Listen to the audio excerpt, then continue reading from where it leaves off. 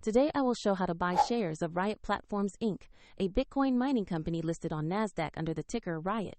This video is for educational purposes only and is not financial advice.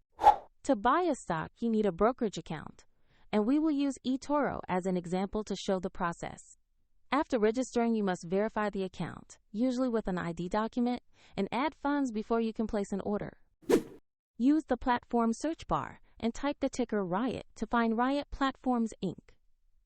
Confirm you select the Nasdaq-listed stock in the search results before opening the asset page.